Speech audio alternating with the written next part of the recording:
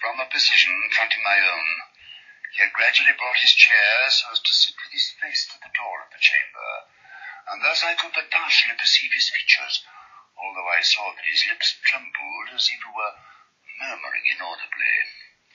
His head had dropped upon his breast, yet I knew that he was not asleep, from the wide and rigid opening of the eye, as I caught a glimpse of it in profile. The motion of his body, too, was at variance with this idea, for he rocked from side to side with a gentle yet constant and uniform sway. Having rapidly taken notice of all this, I resumed the narrative of Sir Launcelot, which thus proceeded.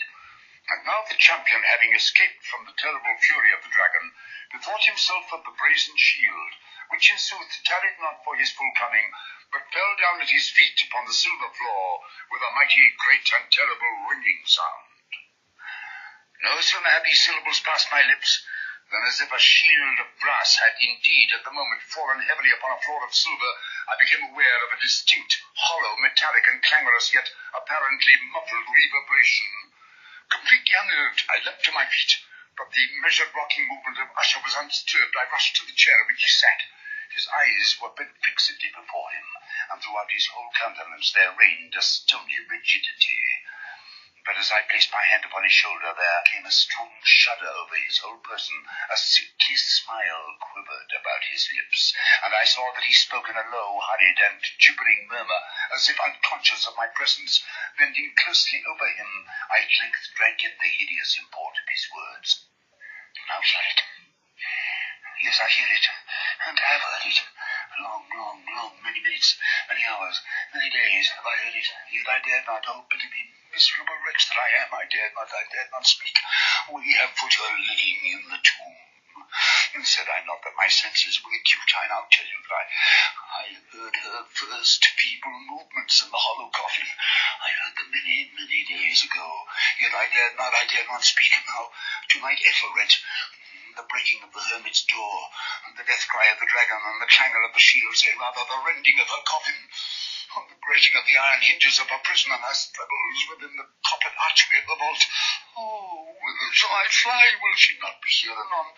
Is she not hurrying to upbraid me for my haste? Have I not heard her footstep on the stair? Do I not distinguish that heavy and horrible beating of her heart? Madman! I tell you that she now stands without the door. As if in the superhuman energy of his utterance there had been found the potency of a spell. The huge antique panels to which the speaker pointed threw slowly back upon the instant their ponderous and ebony jaws. It was the work of a rushing gust. But then, without those doors there did stand the lofty and enshrouded figure of the Lady Madeline of Usher. There was blood upon her white robes, and the evidence of some bitter struggle upon every portion of her emaciated frame. For a moment she remained trembling and reeling to and fro upon the threshold, then with a low moaning cry fell heavily inward upon the person of her brother, and in her violent and now final death agonies bore him to the floor, a corpse and a victim to the terrors he had anticipated. From that chamber and from that mansion I fled aghast. The storm was still broad in all its wrath as I found myself crossing the old causeway. Suddenly there shot along the path a wild light, and I turned to see whence a gleam so unusual could have issued, for the vast house and its shadows were alone behind me.